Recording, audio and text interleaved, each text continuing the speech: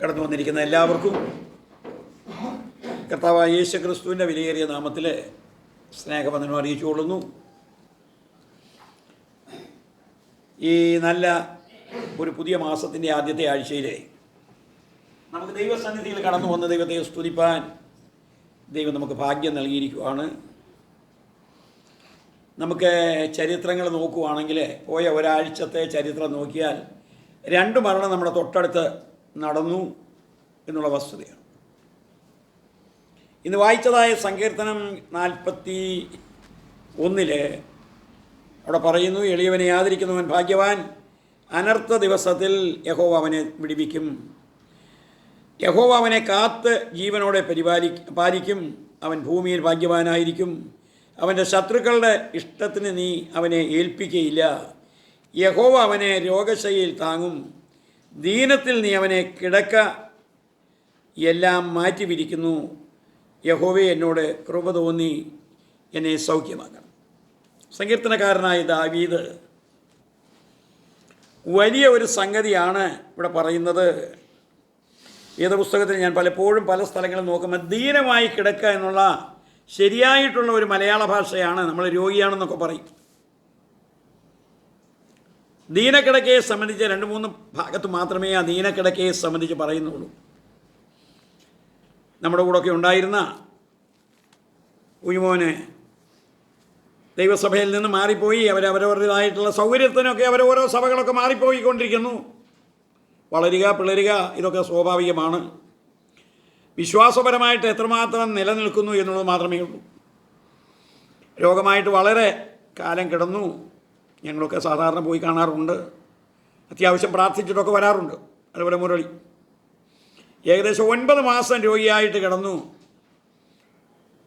അപ്പം രോഗശയ്യയിൽ കർത്താവ് ആൾക്കാരെ താങ്ങുന്നു. നമ്മുടെ രാജു സുഖമില്ലാതെ ആസ്പത്രിയിൽ ഇവിടെ വാളയ.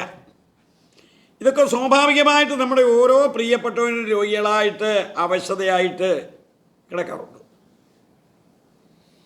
നമ്മൾ പലപ്പോഴും ഈ രോഗിയായിട്ട് കിടക്കുന്ന സമയത്തും നമ്മൾ ഈ രോഗികളെ കാണുമ്പോഴും നമ്മൾ പലപ്പോഴും ചിന്തിക്കുന്നില്ല, നാളെ എൻ്റെയും നിൻ്റെയും അവസ്ഥയാണ്. ഇന്ന് ഞാൻ നാളെ നീന്ന് ഇവിടെ ഒരു ബോർഡ് പണ്ട് എഴുതി വെച്ചിട്ട് ഇപ്പം ആ ബോർഡ് കാണാറില്ല, മംഗലം പാലത്തിൽ. അപ്പം രോഗിയായിട്ട് കിടക്കുന്ന സമയത്തും ആരോഗ്യ ദൃഢഗാത്രരായിട്ട് നടക്കുന്ന സമയത്തും നമുക്ക് ചിന്തിക്കണം. ഇന്നലെ വൈകുന്നേരം ഒരു വീട്ടിൽ ഞങ്ങൾ പോയ സമയത്ത് അവിടെ ഇരുന്ന് ഒരാൾ പറഞ്ഞു, അയ്യോ കുഞ്ഞുമോൻ്റെ മരണത്തെ സംബന്ധിച്ച് ഒരു ദാരുണമായ കാര്യം പറഞ്ഞിട്ട് പറയുവാണ്, എല്ലാവരും ചിന്തിക്കണം, നാളെ നമ്മൾ എത്ര മിടുമിടുക്കന്മാരാണെങ്കിലും നാളേക്ക് നമുക്ക് അതേപോലെ ഒരു ഗതി വരും. അവൻ എത്ര ആരോഗ്യമുള്ളവനെ, എത്ര പണി ചെയ്തു, എത്ര ശക്തനായിരുന്നു, ബലവാനെന്നൊക്കെ അവരൊക്കെ 1-2 പേര് പറയുന്ന സമയത്ത് ഞാൻ കണ്ടു. ഞാൻ പറഞ്ഞു, ഇതൊക്കെ തന്നെ നിങ്ങൾക്കും വരാൻ പോകുന്നത്, എനിക്കും വരും. രോഗികളായിട്ട് ദൈവം നമ്മളെ കാത്തു സൂക്ഷിച്ച് പരിപാലിക്കുന്ന ഒരു പരിപാലനമാണ്. സഭാപ്രസംഗിയുടെ പുസ്തകം 12-ാം അധ്യായത്തിൽ പറയുന്നു, യൗവനകാലത്ത് എൻ്റെ സൃഷ്ടാവിനെ ഓർത്തുകൊള്ളുക. ദുർദിവസങ്ങൾ വരികയും എനിക്ക് ഇഷ്ടമില്ല എന്ന് പറയുന്ന കാലം വരും. ആ കാലമായിപ്പോൾ സാരമില്ല. എത്ര ലാഘവത്തോടെ നമ്മൾ പറയും സാരമില്ല.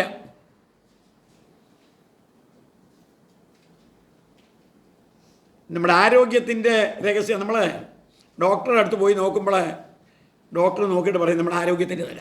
ഇവിടെ വെൽനസ് എന്ന് പറഞ്ഞൊരു പെങ്കൊച്ച് ഇവിടെ ഒരു ഇത് നടത്തുന്നുണ്ട്. ചുമ്മാതാണെങ്കിലും പോകും, അവിടെ പൈസ കൊടുക്കൊന്നും വേണം, പോയി നോക്കാം. അപ്പോൾ അവർ പറയും നമ്മുടെ തൂക്കം, നീളം, ഹൈറ്റ്, വെയിറ്റ് ഇതൊക്കെ നോക്കി പറയും ഇന്ന കാര്യങ്ങളൊക്കെ ചെയ്യേണ്ട അത്യാവശ്യമാണ്. അപ്പം നമ്മുടെ അവസ്ഥയെ സംബന്ധിച്ച് ഒരു പുനരവലോകനം നമുക്ക് ചെയ്യാൻ സാധിക്കും. നമ്മൾ കണ്ണും മൂടി കഷ്ടപ്പെടും. കിളയ്ക്കുന്നവനാണെങ്കിൽ കിളയ്ക്കും, പണിയെടുക്കുന്നവനാണെങ്കിൽ പണിയെടുക്കും. ഓരോ തൊഴിലുകൾ ചെയ്യുന്ന നമ്മളൊക്കെ ചിന്തിക്കും, നമ്മളൊക്കെ നന്നായിട്ട് പോകും, നന്നായിട്ട് ചെയ്യും. അതൊക്കെ ശരിയാണ്. അതൊക്കെ നമ്മുടെ ജീവിതത്തിലെ ലക്ഷ്യമാണ്. ഇതൊക്കെ നന്നായി നടക്കും. ഇവിടെ പറയുന്നു, യഹോവ അവനെ രോഗശയ്യയിൽ താങ്ങും. ദീനത്തിൽ നീ അവൻ്റെ കിടക്ക എല്ലാം മാറ്റി വിരിക്കുന്നു. യഹോവ എന്നോട് കൃപ തോന്നി സൗഖ്യമാക്കണം. അവിടെ ഒരു അണ്ടർലൈൻ തോട്ട്സാണ്. കൃപ തോന്നി എന്നെ സൗഖ്യമാക്കണം. ദൈവത്തിൻ്റെ കൃപ പ്രാപിക്കണമെങ്കിൽ സാധാരണ കാര്യമല്ല.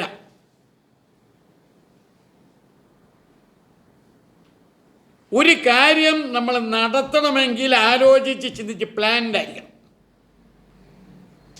ഒരു വീടുണ്ടാക്കണമെങ്കിൽ കണ്ണുമൂടി ഒരു മേസനെ വിളിച്ച് അങ്ങനെ ഇങ്ങനെയൊക്കെ കിട്ടുക, അല്ലെങ്കിൽ നമുക്ക് അറിയാമെങ്കിൽ അത് ചെയ്യാം. അതല്ല, നമ്മുടെ മനസ്സിലൊരു പ്ലാൻ ആയിരിക്കണം. ഒരു എബ്രായ ലേഖനത്തിൽ പറയുന്നു, പർവ്വതത്തിൽ കാണിച്ച മാതൃക അനുസരിച്ച് നീ ഒരു മന്ദിരം ഉണ്ടാക്കണം, ഒരു കെട്ടിടം ഉണ്ടാക്കണം. ദൈവം തൻ്റെ സഭയെ സംബന്ധിച്ചുള്ളതായ ഒരു ചിന്താഗതി മോശയെ പർവ്വതത്തിലേക്ക്, സമാഗമന കൂടാരത്തിൻ്റെ കാര്യം പുതിയ നിയമത്തിൽ വരുന്നു. മത്തായിയുടെ സുവിശേഷം 16-ാം അധ്യായം 16 മുതൽ 19 വരെ പറയുന്നു, കർത്താവ് അടിസ്ഥാനമിട്ടിരിക്കുന്നതായ ഒരു മന്ദിരം, അതാണ് അവൻ്റെ സഭ. അപ്പം ദൈവം അടിസ്ഥാനമിട്ട് ബേസിക് തത്വം പ്ലാൻഡ് ചിന്താഗതിയിൽ ദൈവം ഇട്ടിരിക്കുകയാണ്. നമ്മുടെ ജീവിതത്തിൽ എത്രമാത്രമുണ്ട്. സാധാരണ ആൾക്കാരൊക്കെ പറയും, പണിയൊക്കെ എടുത്ത് പറയും, എന്തെങ്കിലും പണി കിട്ടിയാൽ പണി കിട്ടാം, ഇല്ലെങ്കിൽ പഠിച്ച് പണിയില്ലാതെ ജീവിക്കുന്ന സമയത്ത് കാശുള്ളവൻ വെളിയിലേക്ക് ചാടും, പഠിക്കാനെന്നും പറഞ്ഞ് അവിടെ പോയി ജോലി ചെയ്യും, പഠിക്കുകയും ചെയ്യും. ഇവിടെ നമ്മൾ നോക്കുന്ന സമയത്ത് നമ്മുടെ നാട്ടിൽ പലപ്പോഴും നമുക്കൊരു പണി ചെയ്യുവാൻ മടി വരും. ഇതേ പണി നമ്മൾ അന്യനാട്ടിൽ പോയി ചെയ്യും, അതിന് നമുക്ക് മടിയില്ല. അവിടെ സ്വന്തക്കാരെയും ബന്ധുക്കാരെയും വീട്ടുകാരെയും എല്ലാവരെയും വിട്ടിട്ട് നമ്മൾ അവിടെ പോയി ചെയ്യുമ്പോൾ ആരും കാണുന്നുമില്ല, അറിയുന്നുമില്ല. നമ്മുടെ നാട്ടിൽ അതേ പണി നമുക്ക് ചെയ്ത് ഉൽപ്പാദനം ഉണ്ടാക്കുവാൻ, സാമ്പത്തിക സ്രോതസ് വർദ്ധിപ്പിക്കാൻ നമുക്ക് സാധിക്കുന്നില്ല. വേദപുസ്തകത്തിൽ അപ്രകാരമുള്ള ഒരു ചിന്തക്കാരനാണ് നമ്മുടെ യാക്കോബ്. യാക്കോബ് അല്പസ്വല്പമൊക്കെ കുറുക്കുബുദ്ധിയിലൊക്കെ ചാടി ഓടി അപ്പനെ കളിപ്പിച്ചു, ചേട്ടനെ കളിപ്പിച്ചു. ഏതായാലും അവൻ്റെ അമ്മ അവന് സപ്പോർട്ടായി. പല വീടുകളിലും അമ്മമാരെ സപ്പോർട്ടിങ്, മക്കൾ എന്ത് ചെയ്താലും സപ്പോർട്ട് ചെയ്യും. സാരമില്ല എന്ന് പറഞ്ഞ് മക്കളെ പലപ്പോഴും സാരമില്ല. ഈ സാരമില്ല എന്ന് ലോലമായ ഒരു തടവ് കൊണ്ട് എന്തു വരും, അവർ കുതിച്ച് മാറുന്നതായ ഒരവസ്ഥ. അപ്പന് ആഹാരം വേണമെന്ന് പറഞ്ഞു. എന്താഹാരം? അപ്പന് ഇഷ്ടമുള്ള ആഹാരം, ഭോജനമാണ് എന്താ, ആട്ടിറച്ചിയോ അല്ലേ? അപ്പോൾ പറഞ്ഞു വേട്ടയിറച്ചി. ആട്ടിറച്ചില്ല, വേട്ടയിറച്ചി. അമ്മ അവന് ബുദ്ധി പറഞ്ഞു കൊടുത്തു, നീ ഇങ്ങനെയൊക്കെ ചെയ്താൽ ജ്യേഷ്ഠാവകാശം നിനക്ക് തട്ടിക്കൊണ്ടു പോകാം. ഇസ്രായേലിൻ്റെ കുത്തകയാണ് ജ്യേഷ്ഠാവകാശം. അതാണ് അവരുടെ അനുഗ്രഹത്തിൻ്റെ മാറ്റ്. യാക്കോബ് എന്ത് ചെയ്തു? അമ്മ പറഞ്ഞു കൊടുത്ത ബുദ്ധി അനുസരിച്ച് വേട്ടയിറച്ചി പോയി, നല്ല തൊഴുത്തിൽ പോയി നല്ല ആടിനെ പിടിച്ചുകൊണ്ട് വന്നു. ഇതെല്ലാം അമ്മയാണ് അവന് കുറുക്കുബുദ്ധി പറഞ്ഞു കൊടുത്തത്. നല്ല അതേപോലത്തെ വസ്ത്രധാരണം ചെയ്യണം. ജ്യേഷ്ഠൻ ശരീരം മുഴുവനും ഈ തോല് കൊണ്ടുള്ള രോമമുള്ളതായ വസ്ത്രമാണ് ധരിക്കുന്നത്. അപ്പം മിക്കവാറും നമ്മൾ മനസ്സിലാക്കണം, ആ ഏരിയ മുഴുവൻ തണുത്ത പ്രദേശങ്ങളായിരിക്കും. തണുപ്പുള്ള പ്രദേശത്ത് അങ്ങനെയുള്ളതായ വസ്ത്രധാരണം ചെയ്ത് മകന് ബുദ്ധി പറഞ്ഞു കൊടുത്ത അമ്മ ആഹാരം അപ്പന് ഇഷ്ടമുള്ള തോതിൽ ആഹാരം ഉണ്ടാക്കി കൊടുത്തു. ആഹാരം കൊടുത്തു. മകനെ അപ്പൻ്റെ അടുത്താക്കി. ശബ്ദത്തിന് മാത്രം അല്പസ്വല്പം അന്നും അനുകരണവും ഇതൊക്കെ ഉള്ളതാണ്. മാറ്റി, അനുഗ്രഹം മാറ്റിക്കൊണ്ട് അമ്മയുടെ അടുത്ത് അമ്മ കൊണ്ടുപോയി. അമ്മ പിൻവാതിലിൽ കൂടെ സപ്പോർട്ട് ചെയ്ത് വളർത്തി യാക്കോബിനെ. ഇത് മനസ്സിലാക്കി അമ്മയും അപ്പനും, അമ്മയും മകനും ഒക്കെ മനസ്സിലാക്കി.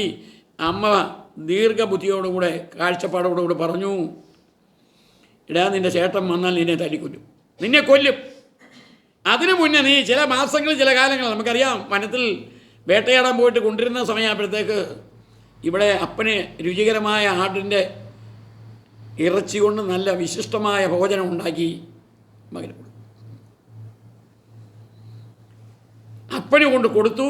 അപ്പൻ തൃപ്തിയായിട്ട് സംസാരമൊക്കെ, അപ്പനൊക്കെ സംശയമൊക്കെ, ചെറിയ സംശയമൊക്കെ ഉണ്ട്. സാരമില്ല, ഞാൻ തന്നെ നിൻ്റെ മകൻ ഏശാവ് പറഞ്ഞങ്ങനെയൊക്കെ കൊടുത്ത് ശരിയാക്കി ഇവിടെ വന്നു.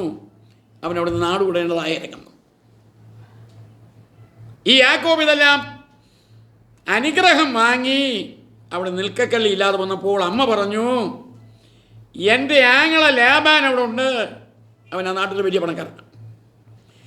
അബ്രഹാം തൻ്റെ മകനായ ഇസഹാക്കിന് പെണ്ണിനെ എടുത്തത്, റെബേക്കെ എടുത്തത് ആ സ്ഥലത്തേക്ക് പോയി. അവിടെ പോയി ഇവനോട് പറഞ്ഞു, നീ അവിടെ പോയിക്കോ, എൻ്റെ ആങ്ങളയ്ക്ക് ഇഷ്ടം പോലെ മുതലും സ്വത്തും ഒക്കെ ഉണ്ട്, നീ അവിടെ പോയിക്കോ, അവിടെ പോയി നീ ജീവിക്കാൻ തുടങ്ങിക്കൊള്ളണം, നിനക്ക് പിന്നെ പേടിക്കേണ്ട കാര്യമില്ല. 30-ാം അധ്യായം ഉൽപ്പത്തി പുസ്തകം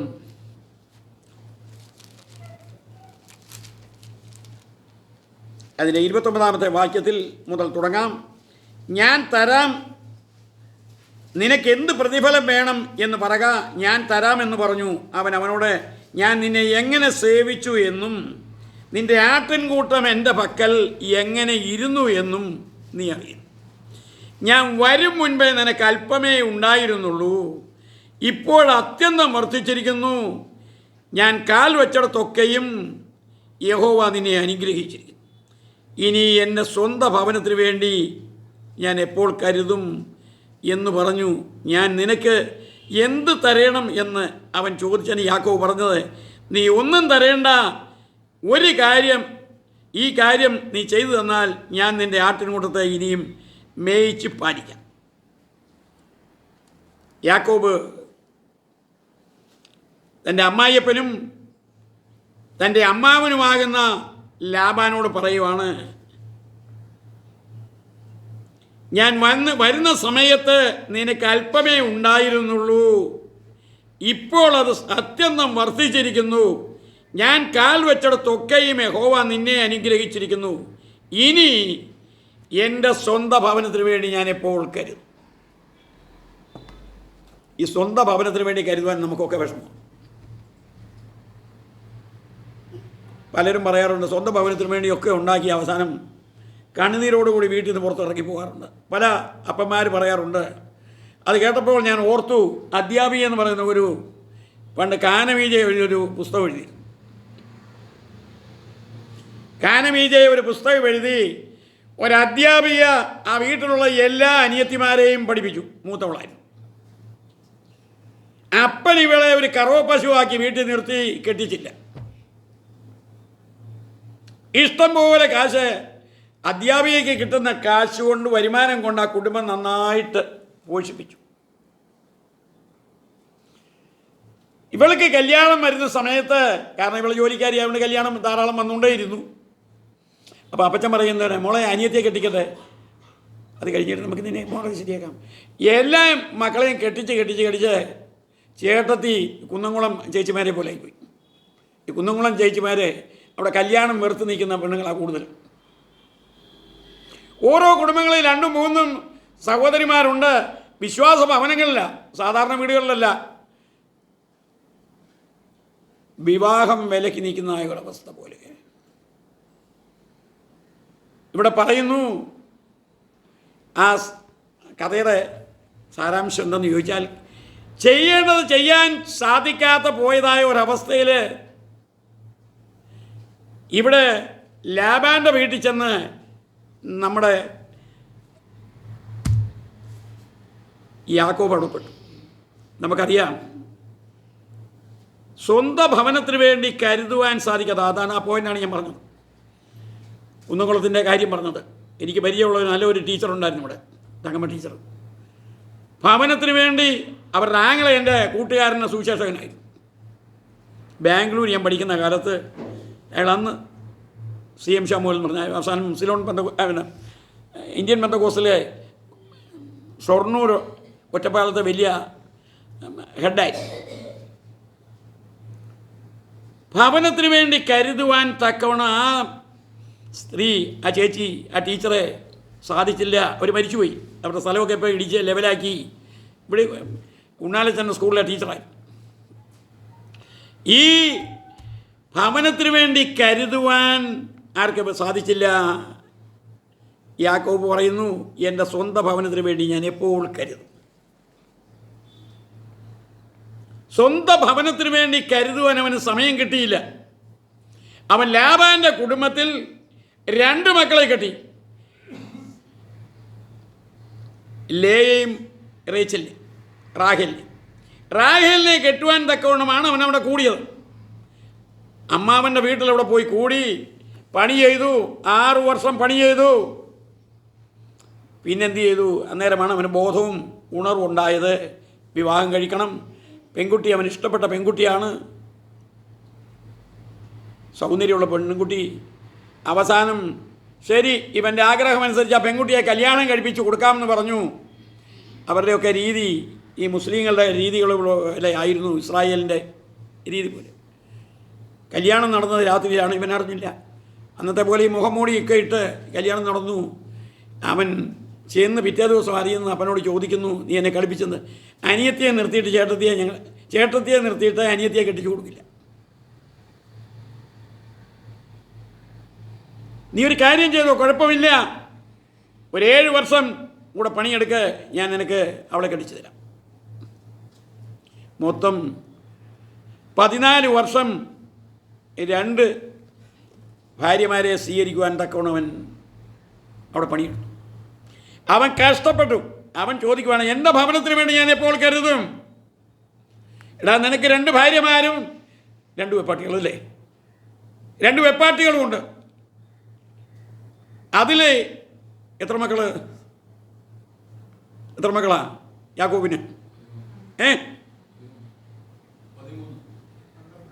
12 മക്കളെ മാത്രമേ എണ്ണുന്നുള്ളൂ. ഒന്നൊരു പെൺകുട്ടിയാണ്. 12 പേര് അവരാണ്. 12 പേരും ഗോത്രത്തലവന്മാരായത്. ഇവന് സ്വന്തം ഭവനത്തിന് വേണ്ടി കരുതുവാനോ പണിയെടുക്കുവാനോ സാധിക്കാതെ പോയി. ഞാൻ ഇതുവരെയും പണിയെടുത്ത് ഇത്രയൊക്കെ ഉണ്ടാക്കി എൻ്റെ സ്വന്തം ഭവനത്തിന് നേടുവാൻ എനിക്ക് സാധിച്ചില്ല. ലാബാനെ, നീ എന്നെ കളിപ്പിച്ചു. റാഹേലിനെ തരാമെന്ന് പറഞ്ഞ് ലേയെ കെട്ടിച്ചു. രണ്ടാമത് വീണ്ടും ഒരു 7 വർഷം കൂടെ കഴിഞ്ഞപ്പോൾ താൻ ഇച്ഛിച്ചതുപോലെ തന്നെ റാഹേലിനെ കെട്ടി. അങ്ങനെ 14 വർഷം. പിന്നെയും അവിടെ കാലങ്ങൾ അങ്ങനെ പോയിക്കൊണ്ടിരുന്നു.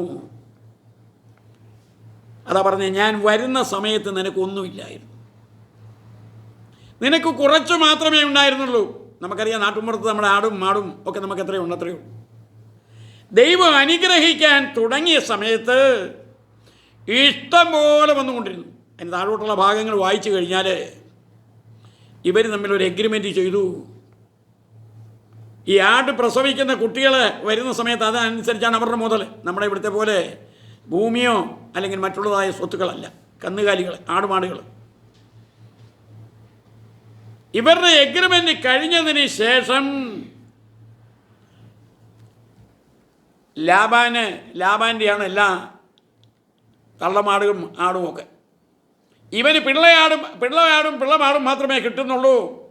പിന്നെ ചറപറാന്നവിടെ പ്രസവമായി, ചറപറാന്ന കന്നുകാലികളായി. ഇവൻ ദേശത്തെ അധിപനായി, ഉന്നതനായി മാറി. ഇവൻ പറയുന്നു, ഞാൻ വന്നപ്പോൾ നിനക്ക് ഇത്രയേ ഉള്ളൂ. ഞാൻ വന്നതിന് ശേഷം ദൈവം നിന്നെ അനുഗ്രഹിച്ചു, എന്നെയും അനുഗ്രഹിച്ചു.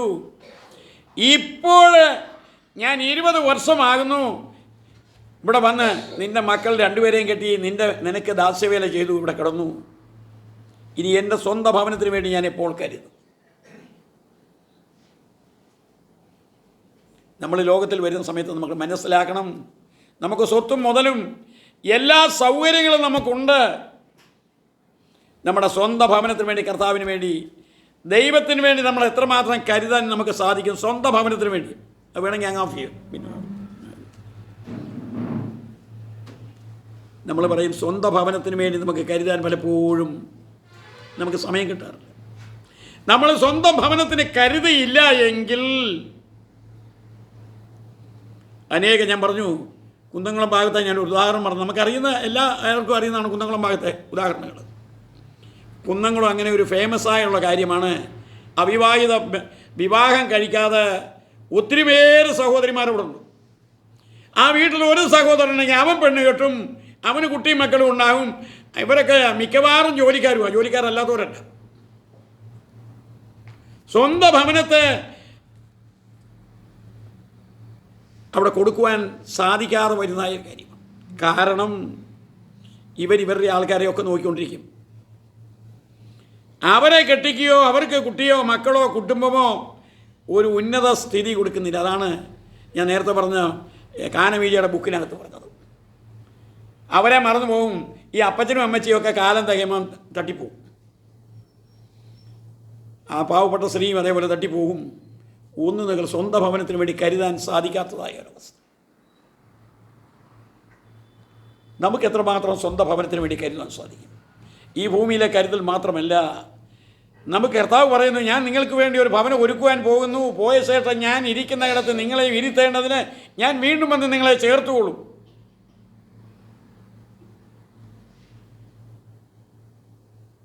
യോഹന്നാന്റെ സുവിശേഷം 14-ാം അധ്യായത്തിൽ പറയുന്നു, ഞാൻ ഒരുക്കുവാൻ പോവുകയാണ്.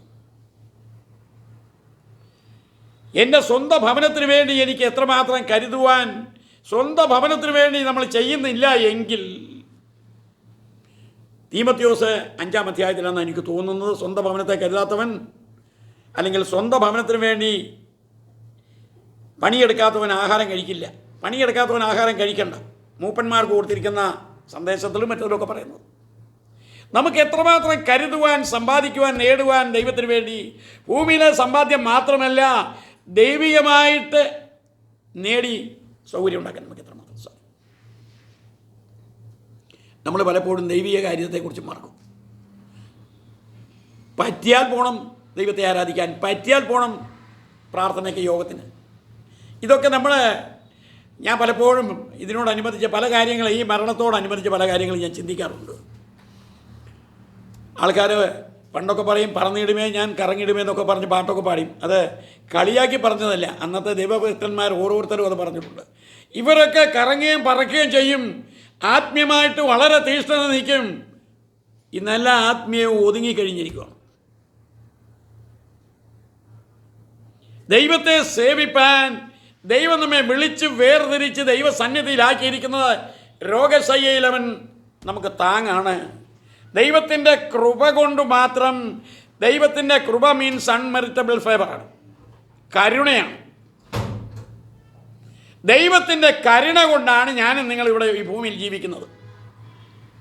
ഞാൻ പലപ്പോഴും ബാബുവിനെ സംബന്ധിച്ച് പലപ്പോഴും ചിന്തിച്ചിട്ടുണ്ട്. ബാബു ജോയിയൊക്കെ ആ മലയിലെ ക്യാപ്പിങ്ങിന് പോകുമ്പം അതിനെ കണ്ടു ഇതിനെ കണ്ടു എന്നൊക്കെ പറയാറുണ്ട്. അപ്പം എനിക്ക് വളരെ ഒരു ദുഃഖവും സങ്കടവും തോന്നിയിട്ടുണ്ട്. എന്തെങ്കിലും വന്നെന്ന് പറഞ്ഞാൽ മനുഷ്യനെ ഏകനായിട്ടാണ് 3 മണിക്കും 4 മണിക്കും 2 മണിക്കുമൊക്കെ പല ക്യാപ്പിങ്ങുകാർ പോകുന്നത്. നമ്മൾ 8 മണി മുതലോ അല്ല 7 മണി മുതലോ നമ്മൾ വൈകുന്നേരം 5 മണി വരെ പണിയെടുക്കുന്നതിൽ പോലല്ല, മരണത്തോട് നേരിൽ മല്ലടിച്ച് മരണത്തെ കണ്ടുകൊണ്ടാണ് പണിയെടുക്കുന്നത്. പാമ്പുണ്ട്, പന്നിയുണ്ട്, പുലിയുണ്ട്, ആനയുണ്ട്, ഇതൊക്കെയുണ്ട്. അത് ദൈവത്തിൻ്റെ ഒരു കൃപ കൊണ്ടാണ് നമുക്കിതൊന്നും ആക്രമിക്കാതെ നമ്മൾ വരുന്നത്.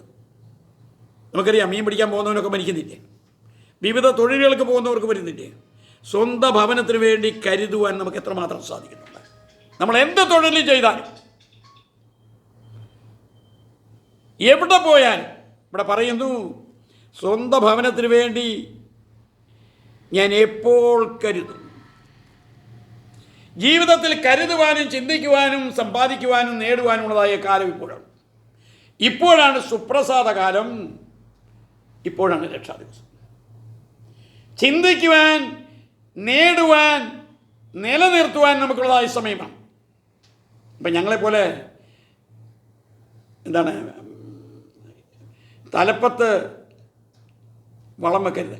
കതിരിന്മേൽ വളം വെച്ചിട്ട് നന്നാവൂല ചെടി. കതിര് വരുന്നതിന് മുമ്പ് യൂറിയ ഇട്ട് കൊടുക്കും, ഉള്ള പിട്ടൽ വേഗം വെളിച്ചാടാൻ. അതാണ് നെൽശാസ്ത്രത്തിൻ്റെ തത്വം. അപ്പം കരുത് ലാസ്റ്റിലല്ല. കാരണം ഇപ്പം നാരായണേട്ടനോട് എന്തെങ്കിലും ചെയ്യാൻ പറഞ്ഞാൽ നാരായണേട്ടനൊന്നും പറ്റില്ല, വല്ലവരും കയ്യെ പിടിച്ചുകൊണ്ട് പോയാൽ മാത്രമേ ഉള്ളൂ. ഞാൻ ഈ മുരളിയുടെ വീട്ടിൽ പലരും ആൾക്കാർ കയ്യെ പിടിച്ചുകൊണ്ട് ആൾക്കാർ അങ്ങോട്ടും ഇങ്ങോട്ടും വരുന്ന കാഴ്ച കണ്ടപ്പോൾ എനിക്ക് തന്നെ ദുഃഖം തോന്നി. കാരണം വയസ്സായി കഴിഞ്ഞാൽ നടക്കാൻ വയ്യ, പരാശ്രയമില്ലാതെ നടക്കാനും പിടിക്കാനും പറ്റില്ല. ആസ്പത്രികളിൽ ചെന്ന് കഴിഞ്ഞെന്ന് പറഞ്ഞാൽ, ഇന്നലെയോ ഞാൻ ഇവിടെ പോയപ്പം വീൽ ചെയറിൽ ഒരാൾ നടക്കുന്നു. ഇവിടെ ഒരു വീട്ടിൽ ചെന്നപ്പോൾ വീൽ ചെയർ ഇല്ലെങ്കിൽ പറ്റില്ല. വീൽ ചെയറിന് തന്നെ കപ്പാസിറ്റി ഇല്ല. വീൽ ചെയർ അങ്ങോട്ട് മറിഞ്ഞാൽ തലകുത്തി വീഴും. നമ്മുടെ ഗതി അധോഗതിയായിട്ട് മാറും.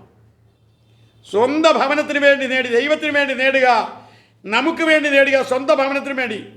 ഇനിയുള്ള ഒരു ഗ്യാരണ്ടിയില്ല. മക്കൾ നമ്മളെ പോഷിപ്പിക്കും, നിലനിർത്തും, വളർത്തും. നാരായണനോട് ചോദിച്ചാൽ മതി. സൗകര്യമുള്ളതും ഉദ്യോഗസ്ഥന്മാരുമുള്ള ഒരു വീട്ടിലെ ഒരു അമ്മച്ചിയെ കൊണ്ടുവന്ന് ഇട്ടിരിക്കുന്നത് വള്ളിയോട് ആസ്പത്രിയില്ല.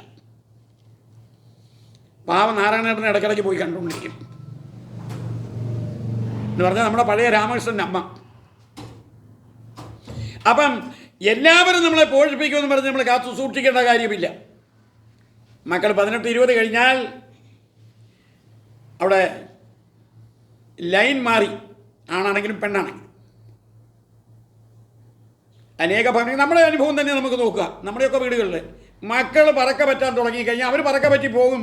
അപ്പം ഇവിടെ ഇരിക്കേ 2 കൊച്ചു കുഞ്ഞുങ്ങൾ ഇവിടെ ഉണ്ട്, അവരെ വിട്ടിട്ട് എനിക്ക് പോകാൻ പറ്റുന്ന ഓരോരുത്തരും പറയും. നമ്മൾ ചിന്തിക്കുക. ഇവിടെ പറയുന്നു,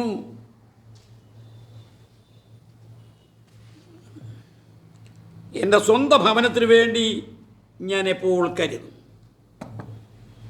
പാട്ടുകാരൻ പറയുന്നു, കരുതുന്നവൻ ഞാനല്ലയോ, കലങ്ങുന്നതെന്തിനു നീ, കണ്ണുനീരിൻ്റെ താഴ്വരയിൽ കൈവിടുകയില്ല ഞാൻ നിന്നെ, കണ്ണുനീരിൻ്റെ താഴ്വരയിൽ കൈവിടുകയില്ല ഞാൻ നിന്നെ. അബ്രഹാമിൻ ദൈവമല്ലയോ, അത്ഭുതങ്ങൾ ചെയ്യുകയില്ലയോ, അബ്രഹാമിൻ ദൈവമല്ലയോ, അത്ഭുതങ്ങൾ ചെയ്യുകയില്ലയോ, ചെങ്കടലിലോ ഞാനെന്നും ശക്തനല്ലയോ, ചെങ്കടലിലോ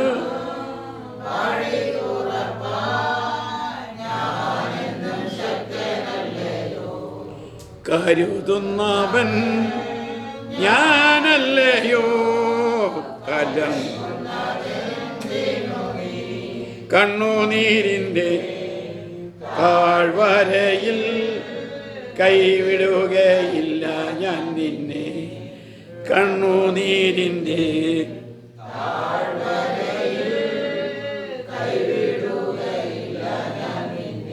നമ്മെ സൃഷ്ടിച്ച് ഈ ഭൂമിയിൽ ദൈവത്തിൻ്റെ രാജ്യത്തിൽ സ്വർഗീയ പർദീസായിൽ നമ്മെ ആക്കി വച്ചിരിക്കുന്ന കർത്താവ് അവൻ നമ്മെ കൈവിടുകയില്ല.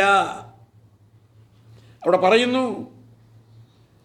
എപ്പോഴാണ് ഞാൻ കരുതേണ്ടത്,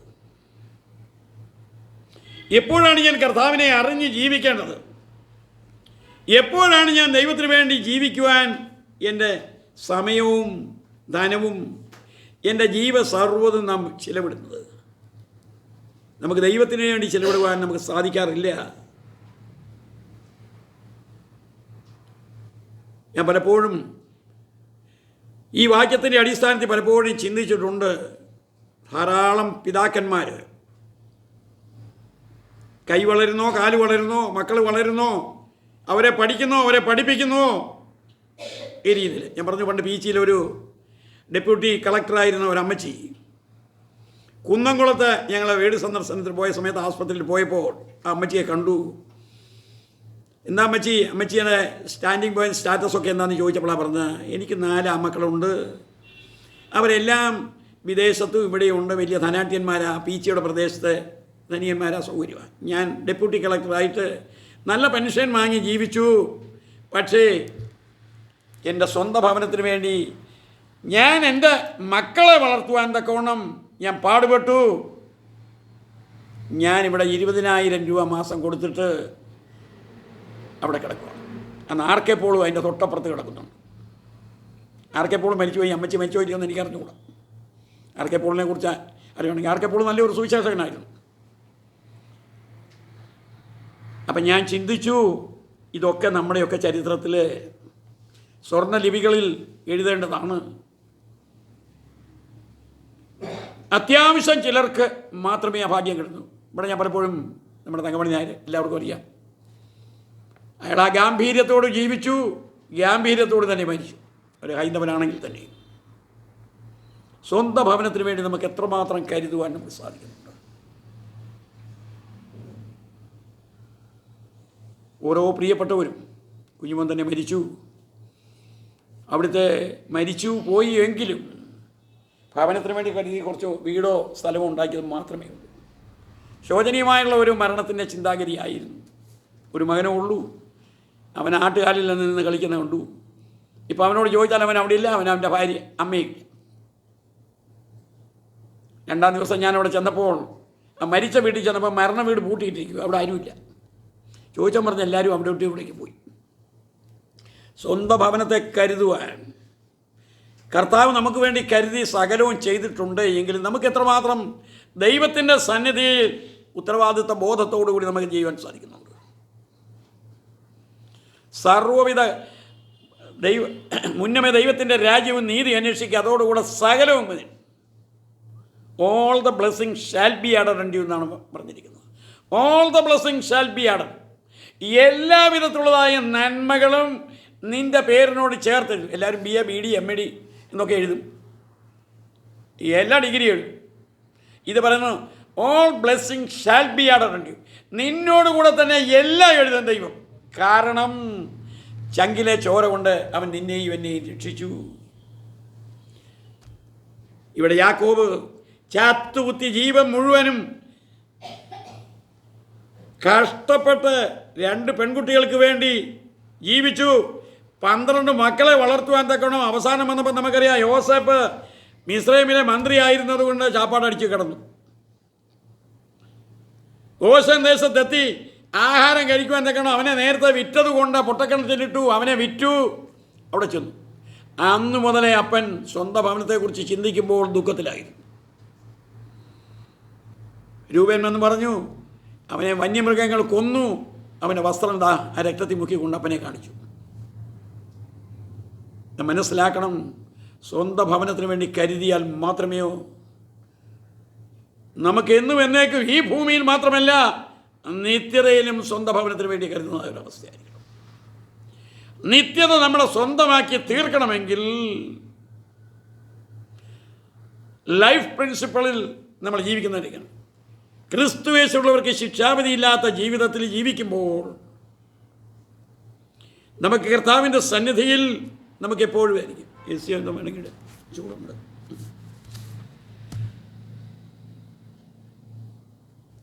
ഞാൻ വരുന്ന സമയത്ത് നിനക്ക് ഇത്ര മാത്രമേ ഉള്ളൂ. നമ്മൾ പലപ്പോഴും പറയാറുണ്ട്, നമ്മളെല്ലാവരും ഭൂമിയിൽ വന്ന ഓരോ പണിയെടുത്ത് ജീവിച്ച് ഓരോരുത്തരുടെ അനുഭവങ്ങൾ പലപ്പോഴും യൂട്യൂബിൽ കൂടോ മറ്റുള്ളതിൽ കൂടെ പറയും. ഞങ്ങൾ വരുന്ന സമയത്തൊക്കെ ഇത്രയേ ഉണ്ടായിരുന്നുള്ളൂ. പണ്ട് പറയും കട്ടൻ കാപ്പിയും, ചേട്ടന്മാർ വരുമ്പോൾ കട്ടൻ കാപ്പിയും കട്ടൻ കപ്പി അല്ലേ, കട്ടൻ കപ്പിയുമായിട്ടാണ് വന്ന് കുതിരാഞ്ചാടിയും കൊണ്ട് വരുമ്പോൾ. ഇപ്പം ചേട്ടന്മാർ ഇവിടുത്തെ ഇതൊന്നും തിന്നില്ല, കട്ടൻ കാപ്പിയും ഒന്നും തിന്നുകയില്ല. ചേട്ടന്മാർക്ക് വേണ്ട വലിയ കോഴിയെ ചതച്ചരച്ച് അതിനെ ഉണക്കി വറുത്താൽ മാത്രമേ അവർ തിന്നൂ. ഇവിടുത്തുകാരുടെ ഭാഷയെ പറഞ്ഞതാണ്. അപ്പം നാം മനസ്സിലാക്കണം, സ്വന്തം ഭവനത്തിന് വേണ്ടി അന്ന് വന്നാലും ഇതെല്ലാം നീ ചെയ്താലും തക്ക സമയം വരുമ്പം നീ സ്വന്തം ഭവനത്തിന് വേണ്ടി കരുതി നേടി അത് മുഴുവനാക്കി. യാക്കോബിന് അവസാനം ദുഃഖത്തിലായിരുന്നു. കാരണം യാക്കോബ് സ്വന്തം സഹോദരനെ കളിപ്പിച്ചു, പിന്നെ വേറെ ആരെ കളിപ്പിച്ചു? സ്വന്തം അപ്പനെ കളിപ്പിച്ചു. അവസാനം കളിപ്പിച്ച ചേട്ടൻ തന്നെ വന്ന് പറഞ്ഞു, എന്താ പറഞ്ഞത്? ഒരു നേരത്തെ ആഹാരത്തിന് വേണ്ടി തൻ്റെ ജ്യേഷ്ഠാവകാശം വിറ്റ് കളഞ്ഞ ഏശാവിനെ പോലെ നിങ്ങൾ ആരും ആകരുത്.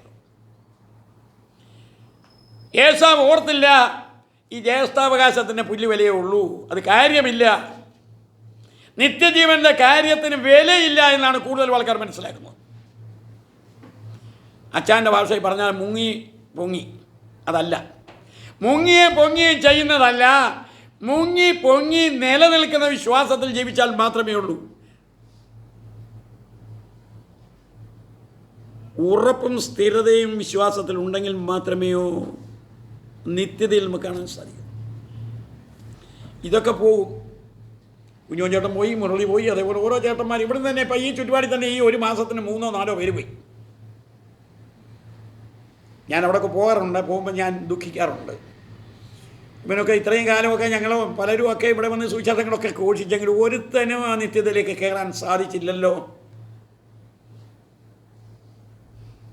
ഉണ്ണുക, തിന്നുക, നേടുക, സമ്പാദിക്കുക, ഇതൊക്കെ ചെയ്തു. ഇതൊക്കെ നമ്മെ വിട്ട് ഇന്നലെ നാളേക്ക് പോകും. സ്വന്തം ഭവനത്തിന് വേണ്ടി എന്ത് നേടുന്നോ ഭൂമിയിൽ നേടുക, ലോകപ്രകാരം വസ്തുനിഷ്ഠമായുള്ള കാര്യം നേടുക. സ്വർഗത്തിലേക്കത് സ്വന്തം ഭവനത്തിന് വേണ്ടി നേടിയാൽ മാത്രമേ നിത്യതയിൽ ദാനിയേലിനോട് പറയുന്ന പോലെ നീ അവിടെ നക്ഷത്രങ്ങളുടെ ഇടയിലൊക്കെ നക്ഷത്രങ്ങളെപ്പോലെ ശോഭിക്കുവാൻ സാധിക്കും. അതിനെന്ത് ചെയ്യണമെന്ന് ചോദിച്ചാൽ കർത്താവിനെ അറിയുന്നത് പോലെ തന്നെ കർത്താവിൻ്റെ സന്നിധി നിലനിൽക്കുന്ന വിശ്വാസത്തോടു കൂടി ഉറപ്പുള്ളവരായിരിക്കണം. ഇന്ന് നമുക്കറിയാം എത്രയോ പേര് വന്നിട്ടില്ല. നിലനിൽക്കുന്ന വിശ്വാസത്തിൽ നിലനിന്നാൽ എൻ്റെ സ്വന്തം ഭവനത്തിന് വേണ്ടി ഞാൻ നേടുകയാണ്. സ്വന്തം ഭവനത്തിന് വേണ്ടി ഞാൻ എപ്പോൾ നേടും? നേടുവാനുള്ളതായി സമയമാണ്. കർത്താവ് നിന്നെ വിളിച്ച് വേർതിരിച്ചിരിക്കുന്നത് അവന് വേണ്ടി വിശ്വസ്തരായിട്ട് നിലനിൽക്കുവാനാണ്. നേടിയത് തട്ടിക്കളയാതെ അതിനെ കീപ്പപ്പ് ചെയ്യുക, അതിനെ നിലനിർത്തുക. നമുക്കറിയാം, നമ്മുടെ വീട്ടിൽ ഒരേക്കർ സ്ഥലമുണ്ടെങ്കിൽ 5 മക്കളും ഉണ്ടെങ്കിൽ 5 പേർക്കും നേടിയത് അപ്പൻ കൊടുത്തതൊക്കെ നേടും. അതൊക്കെ വിറ്റും മറിച്ചും മാറ്റിയും ഒക്കെ പോവും. ചിലർ അത് ഡബിളാക്കും, ചിലർ ട്രിപ്പിളാക്കും, ചിലതൊന്നുമില്ലാതെ ഒരു കാശ് കുഴിച്ചിട്ടവനെ പോലെയാണ്. ഒരു കാശ് കുഴിച്ചിട്ട, ഒരു താലന്ത് കുഴിച്ചിട്ടവനെ പോലെ ആക്കി കഴിഞ്ഞാൽ പരഗതിയാവുന്ന അവസ്ഥ. മറ്റവൻ നന്നായി ചെയ്തു കഴിഞ്ഞാൽ അവൻ പുരോഗതിയിലേക്ക് അവൻ കയറും, ഇവൻ പരഗതിയിലേക്കും വരും. ഇവിടെ പറയുന്നു, സ്വന്തം ഭവനത്തിന് വേണ്ടി നേടേണ്ട സമയം ഇപ്പോഴാണ്. ഇപ്പോഴാണ് സുപ്രസാദകാലം, ഇപ്പോഴാണ് രക്ഷാദിവസം. യേശു കർത്താവിനെ രക്ഷകനായിട്ട് കൈക്കൊണ്ട് അവൻ്റെ നാമത്തിൽ പാപമോചന സ്നാനമേറ്റവർ, ദൈവത്തിൻ്റെ പരിശുദ്ധാത്മാവിനാൽ മുദ്രയടിക്കപ്പെട്ട് ദൈവസന്നിധിയെ വിശ്വസ്തമായിട്ട് ജീവിച്ച് അവന് വേണ്ടി നിലനിന്നാൽ അനുഗ്രഹങ്ങൾ മുഴുവനും നമുക്കുണ്ട്. എല്ലാ അനുഗ്രഹങ്ങളും നമുക്ക് വരും. ക്രിസ്തുവേശുള്ള സകല ആത്മീയ അനുഗ്രഹവും നിങ്ങൾക്ക് നൽകിയിരിക്കുന്നത് എഫേസ്യ ലേഖനം 1-ാം അധ്യായം ആദ്യത്തെ 9 വാക്യത്തിൽ പറയുന്നു. സകല ആത്മീയ അനുഗ്രഹവും, അവിടെ ഒന്നിനും കുറവില്ല. രോഗത്തിൻ്റെ രോഗക്കിടക്ക മാറ്റിവിരിക്കുന്ന ഒരവസ്ഥയാണ്. മരണത്തിൻ്റെ വക്കിൽ കൂടെ പോയാലും നമ്മെ കാക്കുകയാണ്. നമ്മൾ ഓരോ ദിവസവും നമുക്കറിയാം, ഓരോ പെൺകുട്ടികൾ ചെറിയ ചെറിയ വാഹനത്തിലൊക്കെ പോന്നു, കാറിൽ പോന്നു, അവിടെ പോയി ഇടിച്ചു, തള്ളി മറിഞ്ഞു. പെൺകുട്ടികൾ മാത്രമല്ല, എല്ലാവരും. അപ്പം ഇത് മുഴുവനും പറയുന്നത് ദൈവത്തിൻ്റെ കരുണയും പരിപാലനവും ദൈവം തൻ്റെ മക്കളോട് കാണിക്കാൻ കാരണം നമ്മൾ ലൈഫ് പ്രിൻസിപ്പിളിൽ ജീവിതത്തിൻ്റെ തത്വത്തിൽ നിന്നുകൊണ്ട് കർത്താവിനെ സ്നേഹിച്ച് കർത്താവിന് വേണ്ടി ജീവിക്കുന്നുണ്ടാണ്. നമ്മളും എപ്പോഴും നമ്മുടെ ജീവിതത്തിൽ ഓർമ്മയിരിക്കണം, ഞാൻ സ്വന്തം ഭവനത്തിന് വേണ്ടി എപ്പോൾ കരുതും, സ്വന്തം ഭവനത്തിൽ ഞാൻ എപ്പോൾ പോകും. കർത്താവ് പറയുന്നത് ഞാൻ ഒരുക്കാൻ പോയിരിക്കുകയാണ്. കർത്താവ് ഒരുക്കി കഴിഞ്ഞാൽ അവൻ ആകാശമേഘങ്ങളിൽ കടന്നു വരും. അവൻ നമ്മെ വിളിക്കും, പേര് ചൊല്ലി വിളിക്കും. നമുക്ക് എത്രമാത്രം അവനിൽ അർപ്പിപ്പാൻ സാധിക്കുന്നുണ്ട്. കരുതാത്ത ജീവിതമാണെങ്കിൽ മാതാപിതാക്കൾ കുഞ്ഞുങ്ങൾക്ക് വേണ്ടി കരുതും, ദൈവം എല്ലാവർക്കും വേണ്ടി കരുതും. അതാണ് പാട്ടുകാരൻ പറഞ്ഞത്, എല്ലാവർക്കും വേണ്ടി ദൈവം കരുതും. ഇപ്പം ഞങ്ങൾ പറയാറുണ്ട്, അനേക മാതാപിതാക്കൾ കരുതി മക്കൾ ഇതാ കിടക്കണടാ എന്ന് പറഞ്ഞ ഒരൊറ്റ പോക്കാൻ പോകും. പല വീടുകളിലും അങ്ങനെ മാതാപിതാക്കൾ കരുതി കഷ്ടപ്പെട്ട് ജീവിച്ചു, ഇവരെയൊക്കെ പറക്ക പറ്റി കല്യാണം കഴിപ്പിച്ചു, എല്ലാവരെയും കൊടുത്തു. പിന്നെ അവസാനം അധോഗതി പോലെ ഉള്ളതായി ജീവിതം. ഈയിടെ ഒരാൾ എന്നോട് പറഞ്ഞു, എനിക്ക് 3-4 മക്കളുണ്ട്, അവരെല്ലാം നല്ല നിലയിലാണ്, പക്ഷേ ഓരോരുത്തരും എല്ലാം വിദേശത്തേക്ക് അങ്ങ് പോയി. പിന്നെ ഞങ്ങളെന്ത് ചെയ്യും? ആരോടാ? ഇവിടെ വീടുണ്ട്, മാടുണ്ട്, ആടുണ്ട്, സൗകര്യങ്ങളുണ്ട്, എങ്ങനെ ജീവിക്കും? വയസ്സുകാലത്ത് വാർദ്ധക്യത്തിനെ തള്ളിക്കളയരുതെന്ന് ദാവീദ് പറയുന്നുണ്ട്. ദൈവം നമ്മെ തള്ളിക്കളയാതെ കാത്തു സൂക്ഷിക്കണമെങ്കിൽ ദൈവസന്നിധി നമ്മെ തന്നെ പരിപൂർണമായിട്ട് അർപ്പിക്കുക. വിശ്വാസത്തിൻ്റെ തോത് നമ്മളെന്തിനാ ഈ കത്തിയെടുത്ത് ദിവസവും ഈ അമ്മമാരെ കല്ലിലോ കറിച്ചട്ടിയിലോ ഒക്കെ തേക്കും? എന്തിനാ? കറിക്കായി കട്ട് ചെയ്യുമ്പം നന്നായി കിട്ടാൻ. നമ്മുടെ വിശ്വാസത്തിൻ്റെ തോത്, വചനമാകുന്ന തോത് നമ്മൾ ദിവസവും രാഗി മൂർച്ചപ്പെടുത്തി ദൈവസന്നിധിയിലാക്കിയാൽ നമ്മൾ എന്നിട്ട് അവസാനം അങ്ങനെയുള്ളവനോ പാടാൻ പറ്റും. ഉണ്ടെനിക്കായ ഒരു മോക്ഷ വീട് ഇണ്ടലകന്ന് ഞാൻ വാർന്നിട്ടുണ്ട്. അതാ മരിക്കുമ്പോൾ പാടുന്ന പാട്ട് മാത്രമല്ല, ഉണ്ടെനിക്കായ ഒരു മോക്ഷ വീട്. ആ മോക്ഷ വീട്ടിലേക്ക് പ്രവേശിക്കണമെങ്കിൽ ഇപ്പോഴേ പ്രിപ്പയർ ചെയ്ത് നമ്മളെ തന്നെ റെഡിയാക്കി വെക്കുക. കുട്ടികളെ സ്കൂളിൽ വിടുന്ന സമയത്തൊക്കെ നാളെ മുതൽ നമ്മുടെ കൊച്ചാമ്പിള്ളേരൊക്കെ എന്ത് ചെയ്യും? പെമ്പിള്ളാരും ആമ്പിള്ളാരും ഒക്കെ ഗെറ്റ് റെഡിയാവും. അമ്മമാരും അപ്പന്മാരും അവരെ റെഡിയാക്കി വണ്ടിയുടെ സ്ഥലത്തേക്ക് എത്തിച്ചു വിടും. ഗെറ്റ് റെഡിയാക്കുന്നതൊക്കെ ഇതേപോലെ നമ്മുടെ ക്രിസ്തീയ ജീവിതത്തിൽ നമ്മളെ ഗെറ്റ് റെഡിയാക്കി നിർത്തുക. കർത്താവ് വരുമ്പോൾ അവനോടുകൂടി എടുക്കപ്പെടുവാൻ തക്കണം.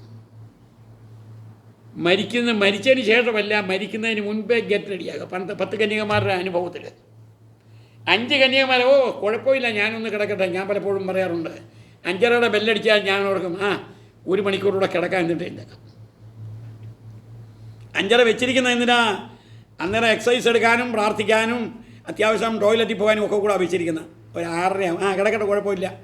അങ്ങനെ കിടന്നാൽ ചിലപ്പോൾ 7 മണി കഴിയും എഴുന്നേക്കുമ്പോൾ. അതല്ല ആവശ്യം. അതൊക്കെ നമ്മൾ എപ്പോഴും അങ്ങനെ വെരി കറക്റ്റായില്ലെങ്കിൽ എന്ത് വരുന്നു? ജീവിതത്തിൽ പോരായ്മ പലപ്പോഴും നമ്മുടെ എല്ലാ കരിയറും നഷ്ടപ്പെട്ടു പോകും. തക്ക സമയത്ത് കാര്യങ്ങൾ ചെയ്യാൻ പറ്റില്ല. പിന്നെ ഓടി അത് ചെയ്ത കാര്യങ്ങൾ അതുകൊണ്ട് കാര്യമില്ല. നമ്മളൊരു ആരോഹട്ട് ലൈഫിലെ ഒരു പോയിൻ്റ് വെച്ച് ആ ലക്ഷ്യത്തിലേക്ക് നമ്മൾ ഓടിക്കൊണ്ടിരിക്കുക.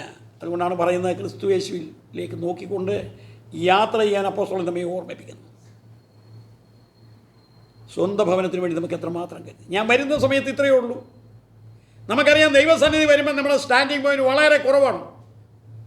ഇപ്പോൾ നമ്മൾ എത്ര വളർന്നു, നമ്മുടെ ശരീരം വളർന്നതുപോലെ നമ്മൾ ദൈവത്തിന് വേണ്ടി നമുക്ക് വളരുന്ന ഒരവസ്ഥയിൽ വന്നാൽ, ഇവിടെ